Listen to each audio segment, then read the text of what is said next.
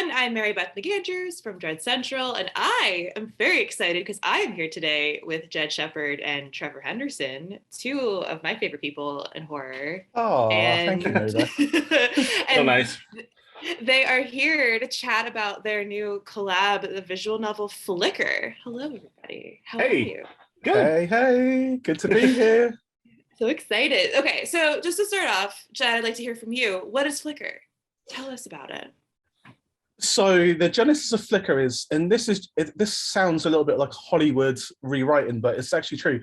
So the same week that we wrote Host, I wrote Flicker, and we basically have this WhatsApp group called the Quarantine Movie Club, which I started at the start of lockdown in the UK, and that everyone from that group, everyone was involved in Host. But at the same time, we also started another project, which was the Sunday Short Story Club, where every Sunday we wrote a short story based on a theme, and then we presented it to everyone else.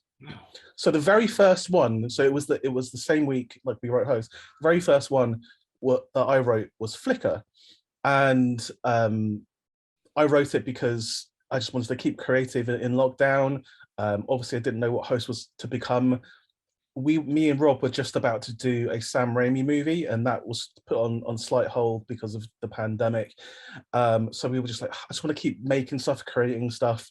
So it came up with Flicker, and of course, because I love movies, it involves movies, involves actually a horror journalist, Mary Beth. It's you know, Sure does. so like it involves a lot of things that was very easily identifiable to me. But also one of my favorite things in horror stories are rituals.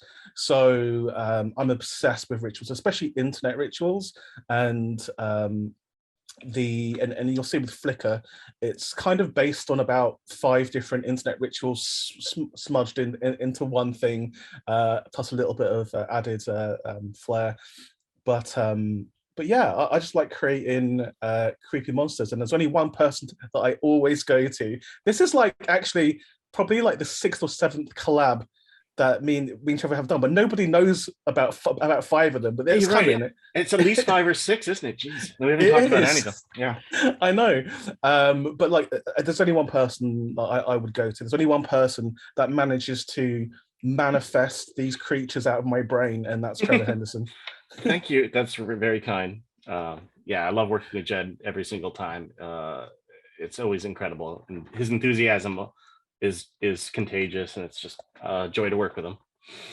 So, okay, so then Jed, you had the story written, and so you gave it to Trevor to illustrate. So Trevor, like, what was the process for you in reading these words and figuring out the best ways to illustrate? Because there are some incredibly haunting images in this Thank story. you so much. Yeah. And it's only 14 pages, but wow, it packs, like, between the words and the images, packs such a massive punch. Yeah.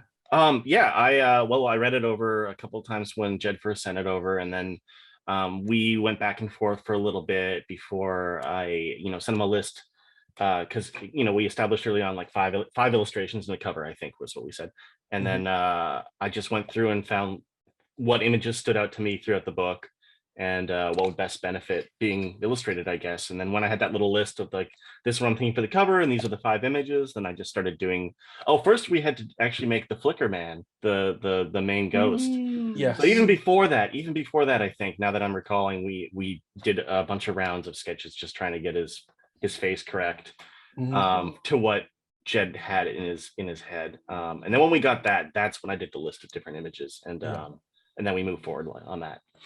Cool. So yeah, so Jed, what were you like when you thought and imagined the Flicker Man? Like, what were you pulling? Like, was there any kind of references in your mind, like movies and creepypastas that you were pulling from? Yeah, so the whole thing about the Flicker Man is, in this universe, there is a film that came out in like the late 80s called The Flicker Man, and in that film, the lead actress performs a ritual to summon him. And what this story is about is the aftermath of this, like 30 plus years later. This Flicker Man is real, and he's still coming for this actress every night, and that's why she's become a recluse, because she's had to hide away because the Flicker Man keeps coming for her. But she's figured out a way to nullify him, which is by putting like a wet cloth over her head, basically, which makes her invisible to him. It's a whole thing. But so what I want him to look like is how I would imagine an antagonist in kind of an 80s schlocky film would look. Plus, he's called the Flicker Man because, again, with film, he moves at like 23 frames a second out of the 24. So there's like one frame missing, so he flickers. So like as he moves, it's very unnatural, and it's kind of cinematic, and yeah, it's very hard for Trevor in his illustrations to get that onto the page, but he did it. He manifested my creepy Flicker Man into real life, and obviously, like, I trust Trevor implicitly, so I'm just like, make a scary man, and he's the best at making a scary man. So I put all my eggs in the basket of making a scary man. That's like that's my niche. What if there was a weird guy there? We should do a follow-up just called The Scary Man, and it's just you'd smash it. Just a collection of your illustrations, Trevor. Just call it The Scary Man, and it's all just all of your scary friends. My first collection, yeah. So you talked about like online rituals, which I'm also obsessed with. So I want to hear from both of you, but Jed first, what is your favorite creepypasta or like online legend? Because I am obsessed with online like legends and things like that. Trevor, do you want to go first? Oh, I'll go first, yeah. I have two right off the bat. For the creepypasta that is a ritual, my favorite is either the elevator game, which is the classic, where you press the right number of buttons, you can go to another dimension, but might get stuck there. Or one person tag. With a doll, where you put the knife in the doll's hand, and then remember that one? I actually have there's a really cool little book that details all of these internet rituals and how to do them, and for like different party rituals. The name is escaping me, but I will never actually do any of them because I don't play like that. But the book is incredible. But for just general creepypasta, nothing is scarier to me than Search and Rescue Woods. Search and Rescue Woods. Search and Rescue Woods is my favorite. Like a ton of parts on No Sleep, I think, and then it kind of spiraled. I love that with the staircase in the woods. That is one of my favorite staircases. So good. Woods. Nothing's been scarier than those for me personally. They're so good. That's it. I have to be really careful about what I say because potentially the next Blumhouse film is about one of these internet rituals. So I can't say my top one, but I think if there's one creepypasta that or internet ritual that inspired Flickr, it's the Midnight Man. I don't know if you know that one, but it's basically, I don't know if I know that one. Yeah, it's maybe a little bit niche, but it did the rounds on like Reddit, the Three Kings subreddit, which is all about internet rituals, which is really cool. That's not it's just a subreddit called Three Kings, and it often gets banned because people think it's describing real life trauma and people dying, but it's all fiction, of course, but it's kind of realistic. But the Midnight Man is a ritual where, for no other reason than just to do it, it's usually kids at the stroke of midnight does this particular ritual which calls forth this man called the Midnight Man, and he just appears in your house, and he doesn't really do much. It's just this creepy man appears in your house, and then there's posts and posts and posts and posts of mostly like teenagers saying they did it, the Midnight Man appeared, and it's the creepiest thing I find about it is, what's his intention? What's the intention of the Midnight Man? Because like, is it to kill him? What? I don't think it is. I think it's almost like he's lonely and he just appears because he just wants company. So there's that. But like, I mean, obviously the biggest creepypasta for me, I just like things that for some reason catches fire and is popular around the world. And it's very hard to get away from Slender Man. And I still think there is a Slender Man movie out there to be made. Yep. I really do think so. There are glimmers of that movie in the Slender Man movie, and I almost feel like I can't hate on that because it had such a troubled production with real life events happening right around it. It caused them to like re-edit it and change it around. But the Slender Man design in that movie is so cool. I've always admired it.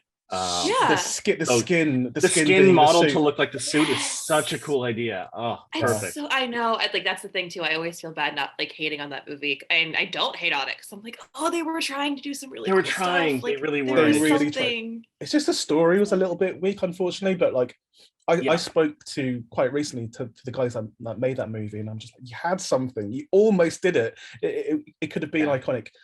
Like I would drop everything to do a Slender Man movie. Me and Trevor will do it. Would that be we'll found footage, you think? Yeah. Yeah. Of course. Gotta be. Of course. Yeah. So that's the kind of movie Mary where, Beth, spread the words. Yeah. I feel like along with Blair Witch, I'll do the Slender Man movie.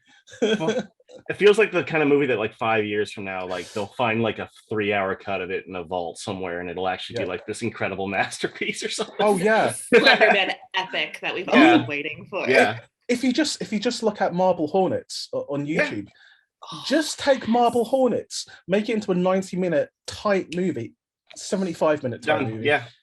That's the Slender Man movie. Yeah, pretty much. Yeah. Yeah. Jed, have you heard anything about Blair Witch? Is there anything you can report on the Blair Witch front? I can report that I've had meetings. I know you have a pitch document that you've teased. Yeah. Yeah, I've had that for a while. I've run it past the powers that be, the original filmmakers. It's pretty much in line with what Eduardo Sanchez wanted to do with a Blair Witch film next. Yeah, we'll see. We'll see. I had to ask. I'd love to. I'd love to do it. Oh. And so you mentioned that, Jed and Trevor, you have a couple collabs coming up, but I know you can't talk about some of them, but you have a video game coming out soon. Yes. Can you talk a little bit about this before we wrap up? It's the summer, isn't it? Wow. I can't wait for more to come out about that. Yeah, well, basically, again, during lockdown, my most productive time in my entire life was lockdown. Both of you have just absolutely cranked out the work recently. Like, I don't understand. It's incredible. There's a lot going on. But I just had this idea around Halloween 2020. The cinemas were back open in the UK briefly, and luckily Host got to be shown in UK cinemas like nationwide. And I was just there with my friends, and it's just like, I want this to keep going. I want if there's not going to be a Host 2, I want there to be something else that I do with these ladies. And because they're my good friends, I speak to them every single day.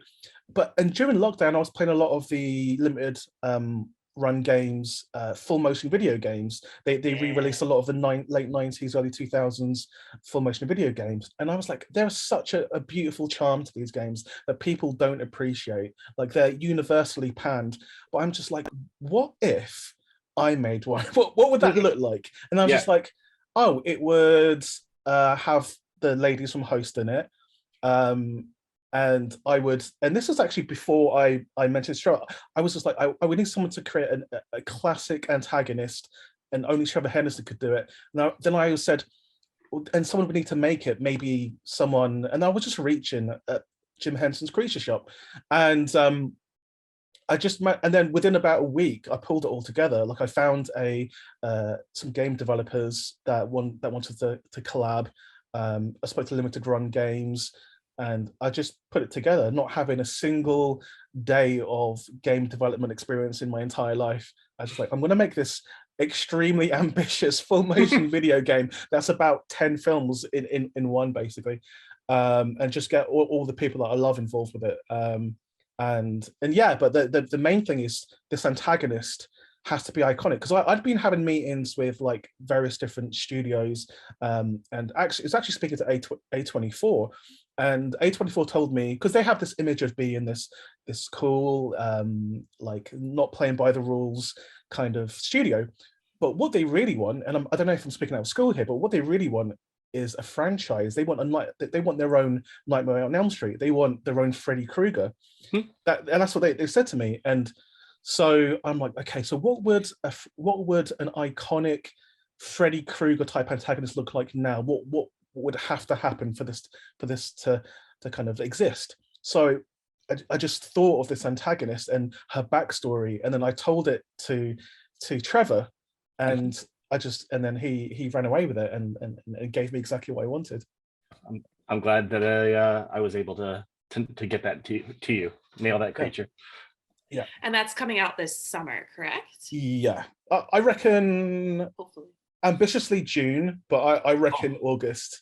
Yeah, I reckon August, because I just keep thinking of extra things to put in it. I'm just like I'm like playing like the demo. I'm just like, wouldn't it be cool if like this happened there, or like this was in the background, or if while this is happening, because you're looking at about 15 screens at once, and because you play the producer director of a live kind of most haunted like Ghostwatch type TV. It's basically Ghostwatch the game. It's a Ghostwatch simulator. Yeah. Yeah, it Absolutely. really is. It really is. Like you'll see it from second one. It's a Ghostwatch simulator. But yeah, and like I'm obviously very inspired by Ghostwatch, and Mary Beth on your podcast. We'll talk about that on Monday. But yeah, there is I owe a lot to Ghostwatch for host for everything. But it's incredibly ambitious. And if I knew right at the start that it would be this labor intensive, I might have rethunk it a little bit and maybe dialed it down a bit. But now I'm just like, okay, this is going to be the most insane, ambitious game I could possibly make. And we have pulled in resources and cameos from people that you wouldn't believe. Yeah, it's crazy, and like I sometimes like pinch myself, like how has this happened? Like how am I making this game that is just like a dream to make, and working with my friends as well? And that's what I want to do, like make stuff with my friends, and I'm really happy I get to do it. I love that. So before we wrap up, I know you all, again, working on a ton of projects, might not be able to talk about, but plug some stuff that you're working on. Talk about it. So Trevor, what are you working on right now, and what can you plug? Of the stuff that's been announced, I can talk about that. I'm currently waiting on edits from my editor at Scholastic on a kid's book that I wrote 4 months ago. That's taking it. Yeah, it's so cool. I love that you're doing kids books. It's so cool. I'm itching to get edits back from him so that I can go in and like do like 4 more versions and make it like actually good. It's my first bigger project like that, so I really want to like polish it a lot, and then it's gonna have about 30 illustrations, 1 per chapter or so. Wow. That I'm gonna do that are very like Stephen Gamel-esque, and it's just loaded with monsters. It's like a kids versus monsters book, like it, like that kind of thing. And I just tried to put in as many weird creatures as I can. Shotgun the film rights. Yeah, I'll make it into or Netflix TV show, one of the two. The big, like the iconic monster in it, though there are like I think 6 other monsters, is a herd of deer with like these slack human corpse faces that like come out of the woods. Yeah. So I'm not pulling any punches. I'm trying to make it as scary as possible for little kids. Look, kids can like I'm assuming all of us like loved reading like scary stories, tell in the dark, and all that growing up. So kids love that. It's and cool. They, Scholastic came to me with the the pitch for it and everything, and thankfully there hasn't been any toning down at all so far. So hopefully that holds up. Cool. Yeah. That's awesome. Yeah. Yeah. And then Jed, what about you? I know you have Dash Cam coming out. Yeah, Dash Cam's coming out June 3rd in theatrically, and then VOD very shortly after that. So I can't wait for people to see that.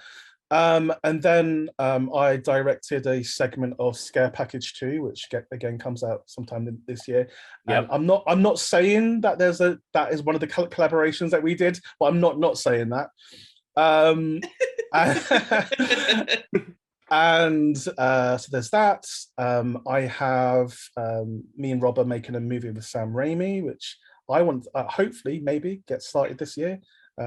Hopefully, but Rob's just coming off a Stephen King film, so we'll see.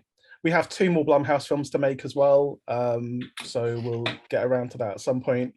I have a movie with Studio Canal as well. Good God, what are never you sleeps, not never doing? sleeps. I know. It's like ridiculous. Oh, Mary Beth. It's a woman in prison movie because there's not enough of those, but there's a witch in the prison, so it's. Every everything you guys are talking about, I'm just like, I just need it in my eyeballs. It's the thing, like me and Rob just get together and we're just like, okay, what's the coolest movie we can think of? How about a prison escape movie, but there's a witch involved as well? That to me is exciting.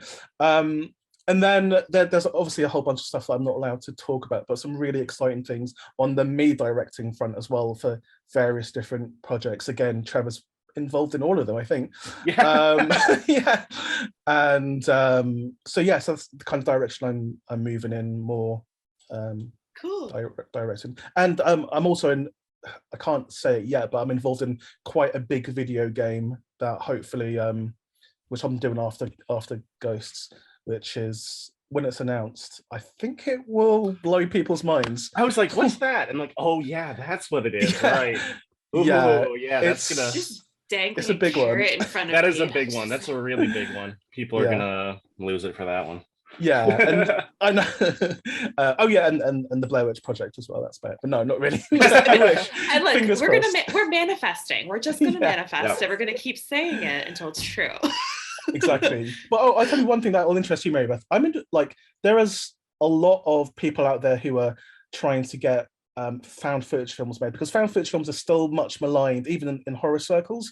And I know you are, and I know all of us here are massive fans of found footage. So I'm involved in multiple found footage projects from other people that I'm helping them kind of get made, and just giving my little seal of approval to some of them. And so there'll be a lot of good found footage coming in the next year. Yeah. Found footage resurgence. I hope so. Well, thanks to both of you for chatting with me today about Flickr and all of the other incredible projects you're working on. Flickr is now available on Amazon. Everyone, please check it out. It's incredible. It's short. It's great. Gotta watch it. You gotta read it. But thank you guys both so much for chatting with me today. Of course. Thanks so much. Thank you so much. Anytime.